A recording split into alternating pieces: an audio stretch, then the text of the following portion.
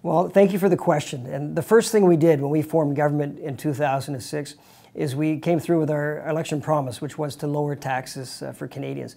We feel as a government that that money is better in your pocket than in the government's pocket, because you know how to spend that money better than we do. So we lowered 160 different taxes, and that equates to about $3,200 extra per Canadian family. That's in your pockets at the end of each year. We lowered the GST, for example, the goods and services tax, from 7% to 5%. Now, some people might say, well, that's only 2%. Well, in fact, it's 28% of the GST was lowered as a result of that, which means that every time you go out and buy something, it'll be cheaper for you as students and as Canadian taxpayers.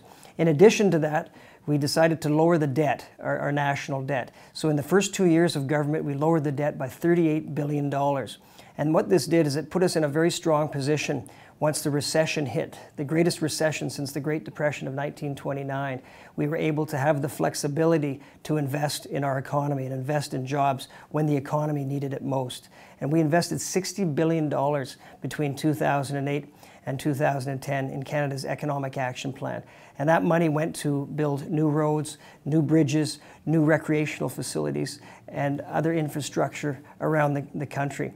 And Canada was in a fortunate position in the sense that we didn't have to bail out our banks or our insurance companies. We could use that money, that stimulus money, directly to invest in the economy, in infrastructure, which would help Canadians for generations to come. More recently, what we're doing is we're building on that job creation by signing free trade agreements. And you might have heard that we recently signed the free trade agreement with the European Union. This is the largest free trade agreement in Canadian history.